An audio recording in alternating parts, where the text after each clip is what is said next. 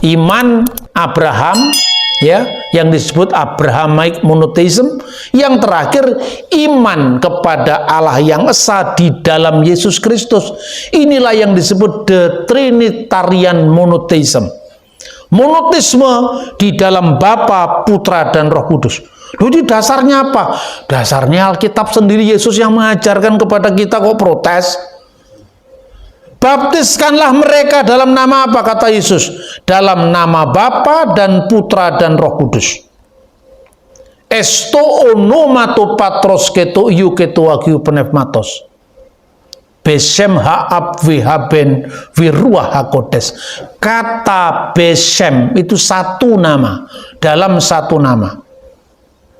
Kata yang diterjemahkan dalam bahasa aslinya esto onoma, dalam nama yang satu, bukan tiga nama, satu. Nama itu adalah pribadi, nama itu adalah sosok yang dinamakan dalam budaya Ibrani, nama itu kuasa di balik yang dinamakan.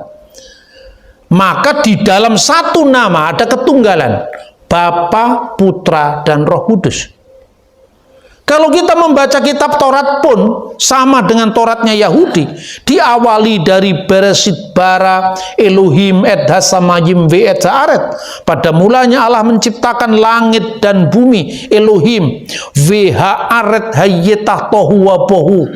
Wa hosek alfenetehom wiruah Elohim merakefet alfenehamayim wa yumer Elohim yehior wa yehior. Dan bumi itu belum berbentuk, kosong, ya, wihosek, dan kegelapan alfenehamayim menutupi samudra raya. Wiruah Elohim, dan roh Allah melayang-layang di atas permukaan air. Bukan berarti roh Allahnya kecil, permukaan airnya besar, bukan itu. Artinya apa? Mengerami, memberikan hidup, menyalurkan hidup secara dinamis pada bumi yang dalam proses pembentukan. Lalu berfirmanlah Allah, jadilah terang, maka terang itu jadi. Elohim, ruah Elohim, dan wayumer Elohim atau davar Elohim, firman Allah. Allah firmannya, rohnya, Bapa, Putra, dan Roh Kudus. Maka kemudian di gereja purba itu kemudian ditegaskan esto onomato patros keto iu keto agiu pneumatos isteos, Allah yang esa. Dalam bahasa Aramaik yang dipakai Yesus, Beshem aba vibra viruha dekutsa hat Allah sarira amin. Satu-satunya Allah yang esa dan benar, amin, yaitu Bapa, Putra, dan Roh Kudus. Nah, itulah monoteisme, di mana penggenapan terhadap janji Abraham, dan itulah yang dilihat Yesus. Maka Yesus menekankan, Abraham melihat hariku. Apa yang disebut hariku di sini? Hari Sang Mesias, hari-hari Sang Mesias. Ini Yahudi tidak perlu protes karena ini tafsiran Kristen. Ya, Islam dengarkan saja, tidak usah protes karena Anda tidak berhak menafsirkan Taurat. Itu kata orang Yahudi. Karena apa? Kalau menafsirkan Taurat bagi bangsa lain, kita bertanggung jawab terhadap jiwanya. Tapi Kristen boleh, karena apa? Dan dia punya hak, karena dia bagian dari Yudaisme. Kalau orang Hindu menafsirkan Torah, kalau orang Muslim menafsirkan Torah, tidak boleh. Tapi kalau mengajarkan Torah kepada orang Kristen, karena Kristen di mata Rabi Rambam masih bisa dibentuk karena kitabnya sama, gitu loh. Saudara-saudara, maka Abraham melihat hariku, artinya apa? Abraham melihat hari Sang Mesias. Abraham melihat hari penggenapan ketika Tuhan berfirman, olehmu semua kaum di muka bumi akan mendapatkan berkat. Abraham bapamu bersukacita. Seolah-olah ribuan tahun Abraham dari Firdaus menunggu-nunggu kapan hari Mesias itu datang, kapan hari-hari Sang Mesias itu tiba.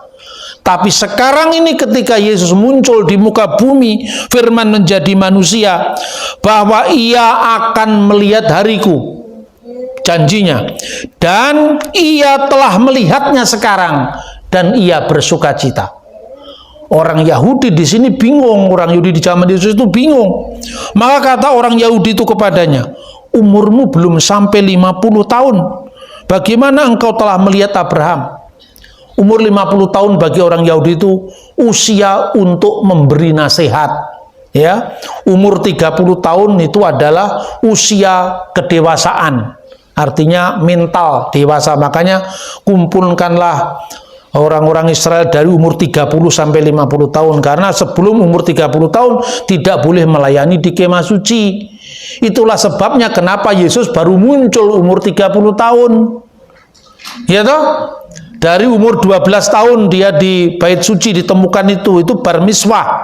Bar miswah itu menjadi anaknya hukum Taurat, dinyatakan dewasa melakukan hukum Taurat. Sekarang 13 tahun.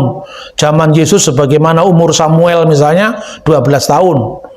Tidak muncul lagi sampai umur 30 tahun. Lah, orang yang membaca Alkitab secara anakronisme sejarah tadi, Yesus kemana? Yesus pergi ke India katanya. Jauh beda lah antara Shema Yisrael dengan Sawan Kamahina, kan beda. Budayanya beda. Ngapain harus ke India? Yaitu Shema Yisrael Adonai Eloheinu Adonai Echad. Itu bagi Yahudi yang dari Eropa Barat, nadanya mirip nada Protestan, nada Katolik. Tapi kalau Yahudi di timur, Shema Yisrael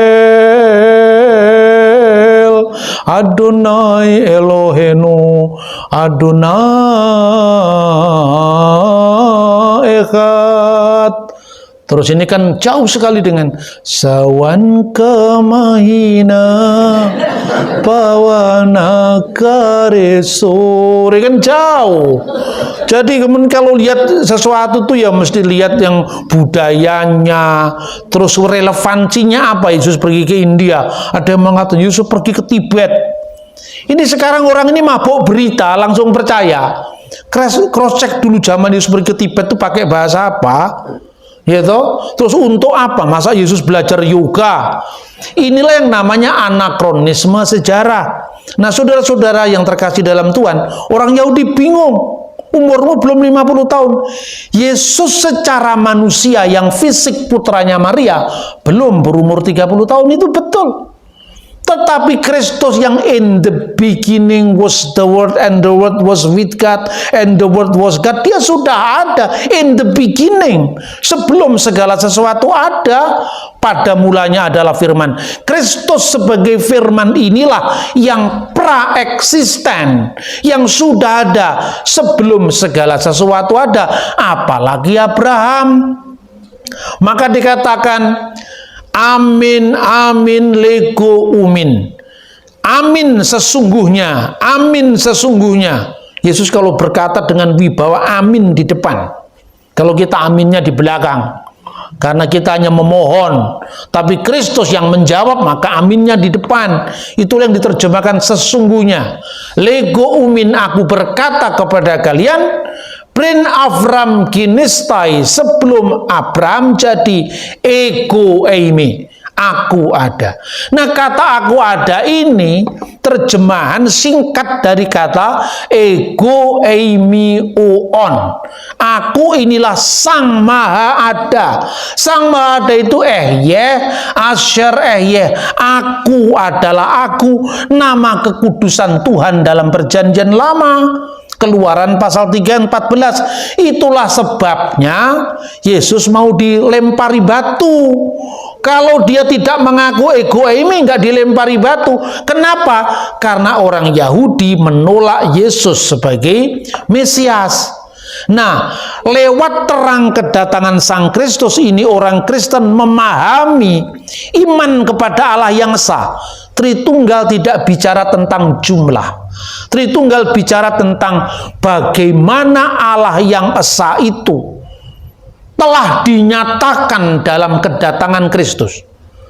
Telah dinyatakan secara lebih jelas keesaannya seperti apa. Oh, Allah itu esa, dia disebut Bapa sebagai kata kiasan, bukan berarti Bapa jenis kelamin, bukan.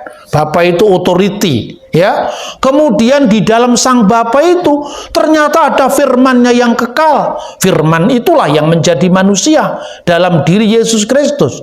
Dan ada roh yang kekal. Roh dan firman itu ada dalam diri Allah. Tidak berawal, tidak berakhir. Tidak pernah ada Allah ada tanpa firman-Nya. Tidak pernah ada satu limit waktu pun Allah ada tanpa rohnya. Sebab kalau Allah pernah ada tanpa firman-Nya, berarti pernah tidak mampu mencipta apa-apa, karena Allah menciptakan dengan firman-Nya. Kalau Allah pernah ada tanpa rohnya, berarti Allah pernah almarhum, karena Allah itu hidup dari rohnya itu. Maka Bapa, Firman, dan Roh Kudus itulah yang disebut Allah yang esa, rahasia yang didiamkan selama berabad-abad sekarang telah dinyatakan. Lalu bagaimana dengan tuduhan penyembahan berhala? Ya kan? Pertama, Rasul Paulus mengatakan berhala di dunia ini tidak ada. Itu dalam 1 Korintus pasal 8 ayat 4. Berhala itu ada di konsep, tidak ada dalam alam nyata. Apa berhala itu eksis? Tidak. Anda bisa bikin patung, Anda bisa bikin apa macam-macam benda fisik, tetapi tidak ada nyawanya, maka tidak mungkin itu bisa disembah. Karena Tuhan tidak berdiam di kuil-kuil buatan tangan manusia, kata Paulus kepada orang Athena. Ya, berhala itu ada di konsep, ada di pikiran yang salah, tapi tidak eksis. Orang begitu takut, awas itu ada dewa bulan. Bulan ya bulan, masa bulan dewa? Ya kan? Awas itu ada dewa matahari. Matahari ya matahari, itu bukan dewa, jangan takut. Karena apa? Matahari bulan itu hanya penerang di waktu malam dan penerang di waktu siang. Kan begitu kan? Kata Alkitab. Jadi alam semesta ini tidak boleh didewakan. Tapi bagaimana dengan patung? Kan itu kan? Jadi pertama harus diluruskan konsepnya dulu. Tritunggal itu bukan dewa tiga yang terpisah. Itu tidak ada konsep seperti itu. Tritunggal itu adalah hakikat Allah yang satu, yang dipahami hadir dalam Bapa, Putra, dan Roh Kudus. Bapa itu wujud Allah, eksistensi Allah. Putra itu firman Allah yang ada dalam diri Allah. Dan Roh Kudus itu roh Allah, hidup Allah, sumber hidup Allah yang ada dalam diri Allah. Seperti manusia terdiri tubuh, jiwa, dan roh. Seperti lo, tidak sama. Ya kan, itu perumpamaan. Seperti matahari yang terdiri dari terangnya dan panasnya. Terang matahari adalah bagian dari matahari. Panas matahari yang bisa kita rasakan, tidak bisa kita lihat, itu adalah matahari juga. Maka matahari bisa kita hayati, bisa kita rasakan dari panasnya, bisa kita lihat dari sinarnya. Itulah Tritunggal. Perumpamaan kepada Tritunggal. Tritunggal tidak bicara tentang tiga Allah. Ketiganya itu bukan tiga yang terpisah. Makanya Rabi Rambam mungkin tidak pernah membaca langsung dari sumber primer Kristen. Kenapa? Sumber primer Kristen mengatakan Tritunggal itu una substantia tres persona, bahasa Latin. Satu hakikat dalam tiga personalitas. Tapi person di sini bukan person bahasa Inggris. Seperti pribadi yang dimaknai terpisah dalam pandangan Sigmund Freud. Person di sini artinya diskresi non separati, distingsi non divisi. Bisa dibedakan, tidak bisa dipisahkan. Memiliki kekasan masing-masing secara tak terbagi. Jadi itu bukan soal fisik.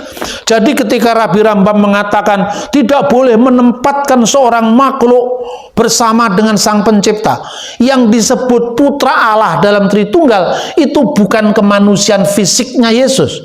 Makanya kemanusiaan fisik Yesus berdoa. Maka secara fisik kemanusiaannya Yesus berkata, Bapa lebih besar daripada aku. Yang satu dalam Tritunggal itu adalah firman Allah dan roh Allah dalam kekekalan, yang dibedakan dengan fisik kemanusiaan Yesus.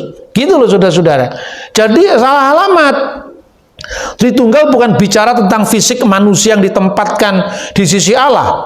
Tapi apa kira-kira orang yang salah paham terhadap kita dan berpaham salah terhadap kita itu salah mereka? Kadang-kadang salah kita juga. Ini khususnya gereja barat, terlalu bebas. sampai gambar Tritunggal itu digambarkan Allah Bapa, itu fisiknya kelihatan loh. Itu kan bertentangan dengan Alkitab kalau Bapa itu digambar. Coba. Tidak seorang pun pernah melihat Allah. Amin. Tapi anak tunggal yang di pangkuan Bapa, dialah yang menyatakannya. Jadi Allah dalam wujud kekalnya yang dikiaskan Bapa tidak bisa digambar. Hai pelukis, hati-hati kau gambar Tuhan. Tidak bisa digambar. Alkitab mengatakan tidak seorang pun pernah melihat Allah. Tapi anak tunggal yang di pangkuan Bapa, yaitu Sang Kristus yang datang ke dunia, bisa digambar. Jadi yang digambar itu bukan Allah, tapi kemanusiaan Sang Kristus, Bunda Maria, ya, para malaikat yang menampakkan diri bisa digambar, tapi Allah tidak bisa digambar. Ini gara-gara kebebasan seniman. Di gereja pun dipasang Allah Bapa mengedangkan tangan begini, rambutnya putih, ya kan? Yesus rambutnya hitam, lebih muda ada di sampingnya, lalu Roh Kudus di atasnya dalam bentuk burung merpati. Hati-hati, ini gambar sesat ini. Tidak ada gambar seperti dalam Alkitab, ini gambar seniman. Makanya gereja hati-hati kalau pasang gambar. Nanti orang salah paham. Ada yang mengambil ceramah saya tentang Trinitas di Makassar. Lalu dikatakan, inilah ajaran yang paling ditakuti oleh iblis. Maksudnya dia benar. Ini loh penjelasnya Pak Bambang tentang Tritunggal. Tapi yang dia pasang gambarnya Allah Bapa yang rambutnya putih. Itu bukan ajaran Kristen. Jadi dia nonton YouTube saya tapi tidak ngerti apa yang saya ajarkan. Itu hapus itu gambar Allah berambut putih itu. Itu gambaran Mormon kok dipakai di gereja. Kalau Mormon memang gambarannya seperti itu, karena bagi orang Mormon Bapa, Putra dan Roh Kudus 3 dewa terpisah. Bagi kekristenan tidak ada ajaran semacam itu. Maka kesan fisik, banyaknya gambar yang keliru, banyaknya patung, itu disalahpahami oleh para rabi maupun mereka-mereka yang doyan rabi. Doyan rabi itu yang sering kawin itu. Bukan rabi bahasa Ibrani itu. Jadi artinya apa? Akhirnya bisa salah paham semua kan? Terus kedua, apakah benar Alkitab tidak boleh membuat patung? Tidak boleh, patungnya Allah yang tidak boleh. Kenapa patungnya kerubim boleh dibuat? Ayo sekarang. Coba kalau membaca Alkitab yang benar, kita baca sekarang. Ya, jelas kalau 10 perintah Allah itu melarang kita untuk membuat patung yang menyerupai Tuhan, karena Tuhan tidak serupa dengan siapapun. Tapi coba baca Bilangan pasal 21 ayat 8. Maka berfirmanlah Tuhan kepada Musa, buatlah ular tedung dan taruhlah itu pada sebuah tiang. Maka setiap orang yang terpagut ia melihatnya dan dia tetap hidup. Ayo, kenapa dibuat patung ular tembaga? Karena untuk mengenang sejarah, ya toh. Kedua, Keluaran 25:18. Dan haruslah kau buat 2 kerup dari emas.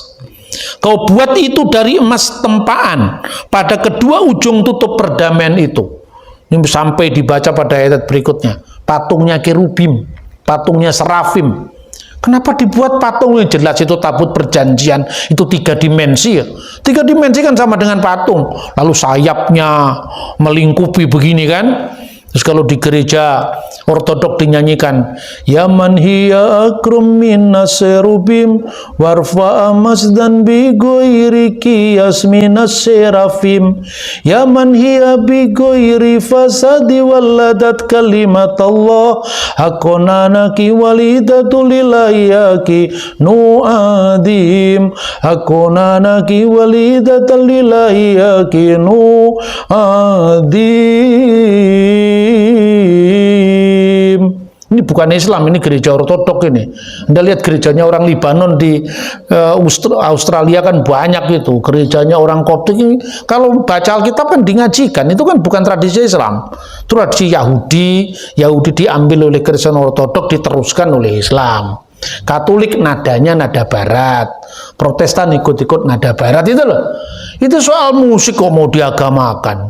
Benar nggak? Jadi itu budaya, bukan agama. Kalau agama itu ya tentu patronnya jelas dari kitab sucinya. Terus kedua, bukankah di gereja Katolik ada patung? Ya betul. Tapi itu juga bukan disembah kan? Terus pertanyaan kedua, apakah ada patungnya Allah Bapa di gereja Katolik? Ayo sekarang. Tidak ada juga kan? Yang ada patungnya Maria, patungnya Yesus. Maria memang manusia biasa, bisa dibuat gambar kok.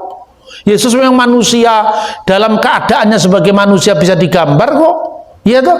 Malaikat ketika berteofani, bentuknya bisa bergulat dengan Yakub, bisa digambar kok. Bener nggak? Tapi itu devosi, bukan ajaran. Karena apa? Kalau Anda bukan bikin patung atau bikin apa sajalah, batu atau apa, dan ada kewajiban untuk mencium dalam ibadah, itu baru penyembahan berhala. Tapi kalau patung dibuat sebagai hiasan, bukan penyembahan berhala, itu seni.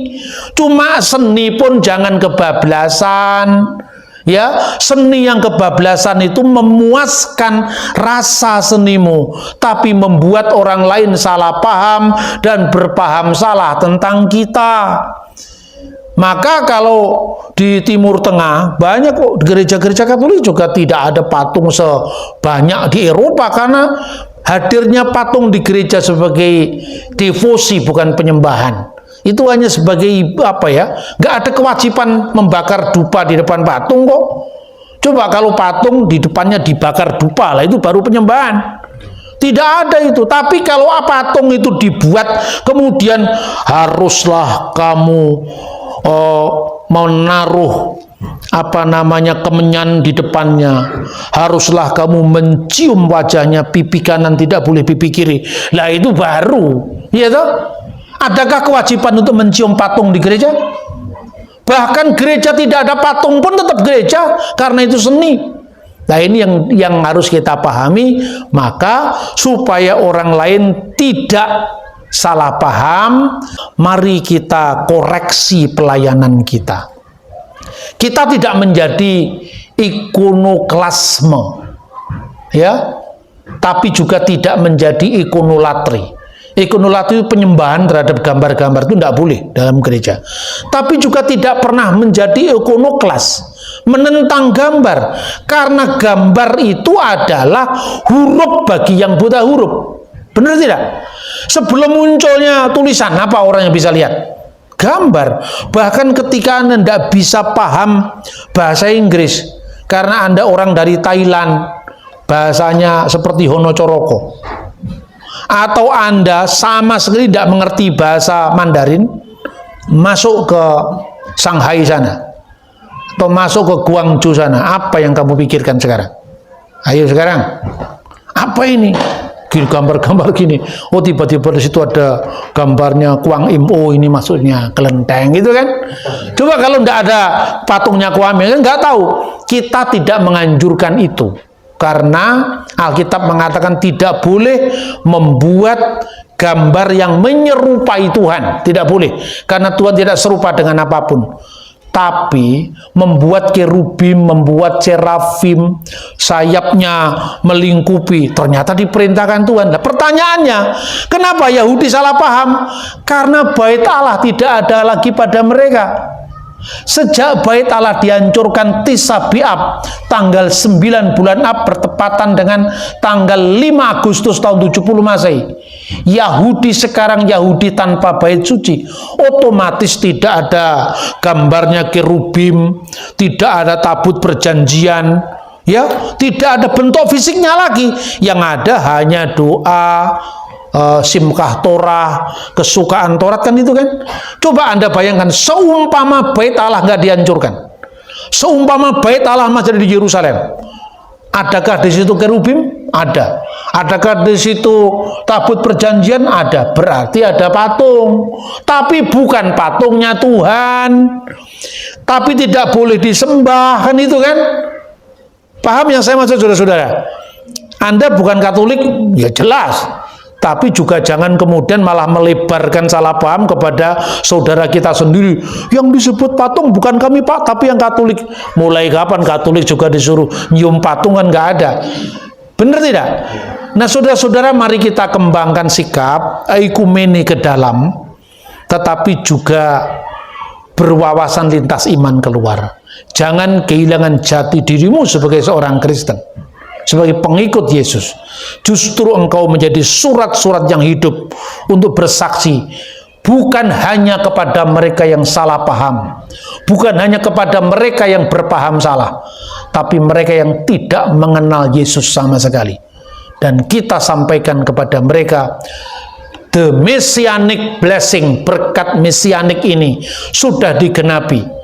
Maka monoteisme setan, monoteisme bilangan 1, 2, 3 hanya bisa menghitung, tapi tidak mengandung etika, ditingkatkan dengan monoteisme moral Abraham, ditingkatkan lagi dengan monoteisme metafisik, di mana satu Tuhan tidak sama dengan satu batu, satu Tuhan tidak terlalu takut dengan patung-patung, karena sesungguhnya berhala di muka bumi ini tidak ada, dan tidak ada ilah lain selain Allah yang esa. Seperti yang dikatakan 1 Korintus pasal 8 ayat 4, Oudeis Theos Eimiheis, tidak ada ilah lain kecuali Allah yang esa, yang diterjemahkan dalam Alkitab bahasa Arab, wa alla ilaha illallahul ahad, tidak ada ilah lain kecuali Allah yang esa. Kemuliaan bagi Bapa dan Putra dan Roh Kudus, sekarang dan selalu sepanjang segala abad. Amin. Thank you for the happiest year of my life.